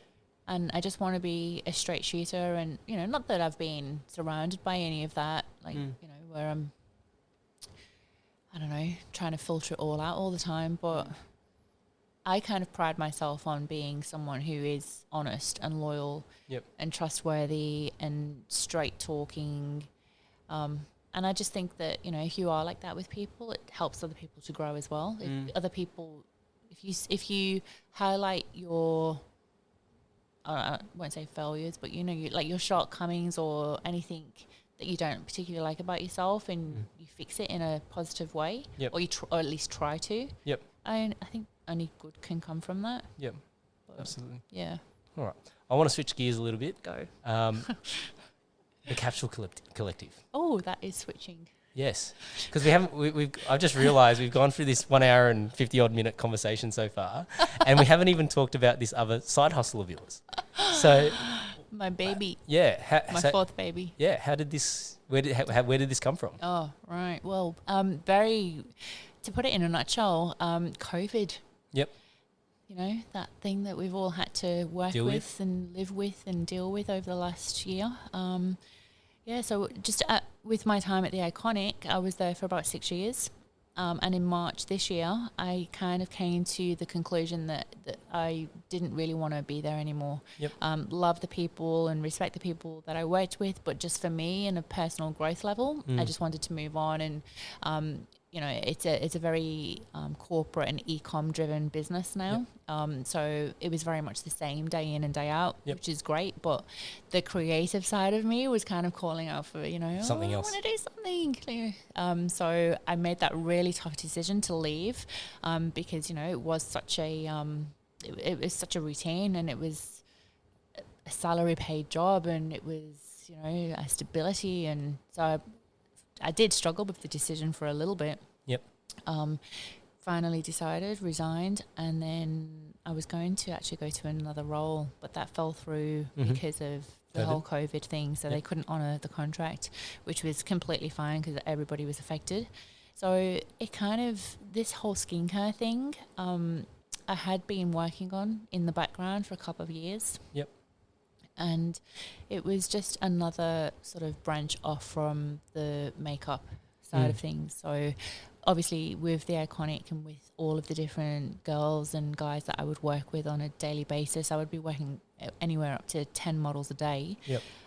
They would have so many different complaints or things that they would, we are like the bartender of the creative world, like the makeup artists, and like they tell you everything, and I'm like, okay, thanks, dear. But so I would see all these girls coming in, and they do hair and makeup every day, so it can be quite harsh on your skin and your hair, depending on, and your environmental impact and everything, hormonal. So I kind of started developing this thing in the background, and seeing what would be best for different types of skin. And so the Capsule Collective was born, and it's just at the moment it's just like a really nice 8-piece range of skincare that is completely natural. And just it smells divine. It targets different things, but at the same time it doesn't discriminate between male or female or oily skin or combination skin or dry skin. So it's suitable for everyone. It's suitable for everybody, and it's just a really nice natural way of looking after your skin without any of these harsh parabens and everything else, all these alcohol that's added Drives into you out. Most things. Very, very, very good. So here's my health and beauty tip. Yes, go. So it's not a very good tip, all right. So I think part of the reason why I'm so pale for an Asian guy is because when I was going through my hormonal years and dealing with pimples and that sort of stuff, my answer to that was methylated spirits. Oh my goodness. So I got this idea for some reason that, thinking that, okay, well, if I'm oily, then if I need to dry myself out, methylated spirits would do the trick. Let's just do it the hard way. Yeah. So, and then the martial artist in me was like, okay, this is going to sting, but, this is good training. So, you get the cotton pad and put metho on it and then wipe that on your face and you're just like wow. Okay. So anyway, so, and I guess if you're listening, obviously that's probably not the ideal, right? No, and don't do that, people. I'm sure Helen has many other better ways to handle that, right? But and even so, you shouldn't use methylated spirits. If you were going to do that or something like that, you're probably better off with like an alcohol wipe or something like that, right? But you shouldn't do that. Not even. I mean, alcohol does dry the skin out. Yeah. So I mean, I wouldn't use alcohol wipes now, knowing what I know, but Each to their own. Yeah.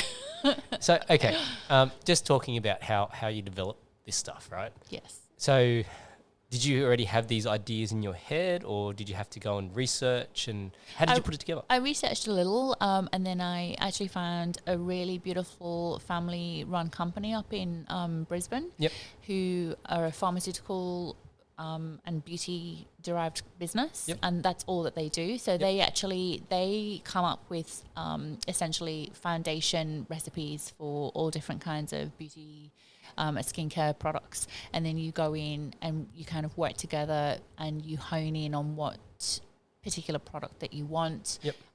how you want it to smell, what you want it to do, what you want it to target, all those kind of things, and then you develop it together, and then it's kind of born. Yep. So that's what I did. Okay. Yeah. And so I guess all sales are online, or? Sales are online. Yes, Yep. it's e-com driven Yep. at the moment, and it's it's good. It's going well.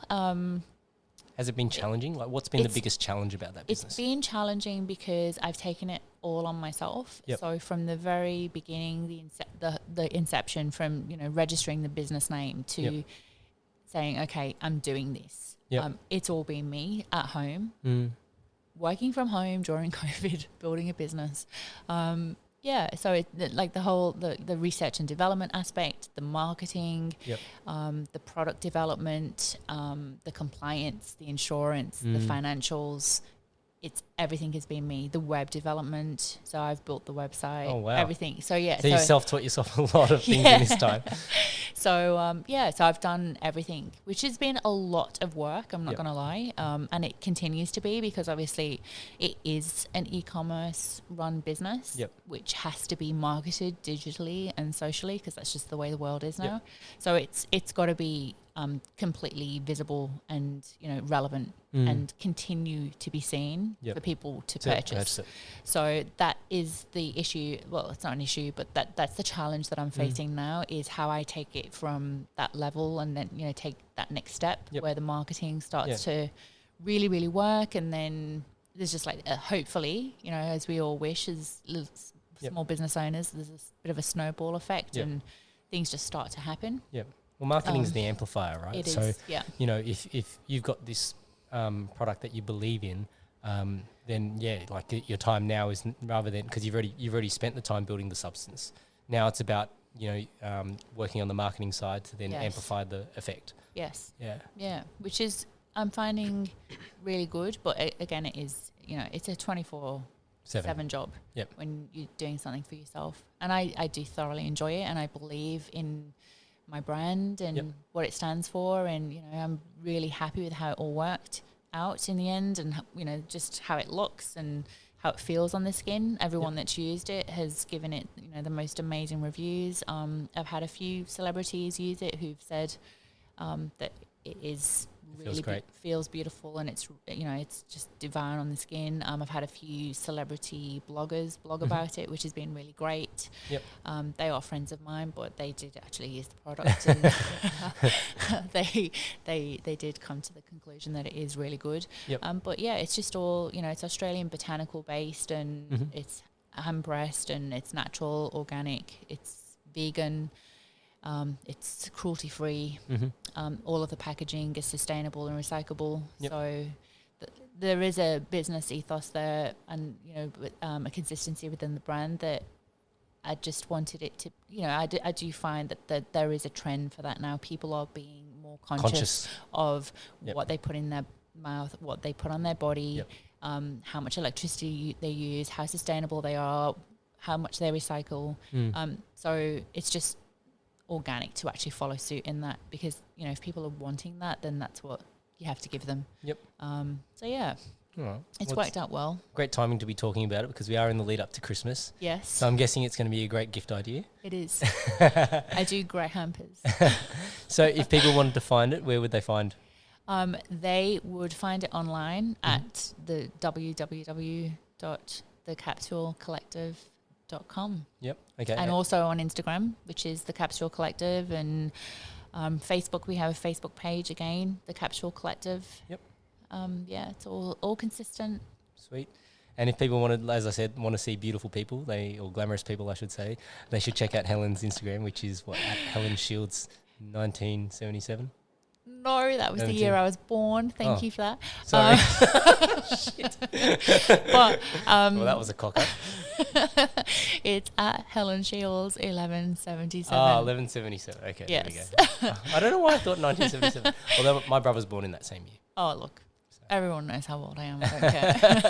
I'm not one of those. But yeah, you can reach me on that, or you can email me as well on info@thecapsulecollective.com as well for any questions. Yep. But yeah. Cool. It's been a lot of fun. Thank you. Unless you've got anything else that you want to add, but I think we've done. I've cooked you for a couple of hours now. Oh wow, it is. It's 1:59. Yep. No, I'm happy with how that went. Yep. Thanks for It's all right. regressing back and bringing up all those memories. It was fun. All right. Thanks. Bye, everyone. Thank you. Bye.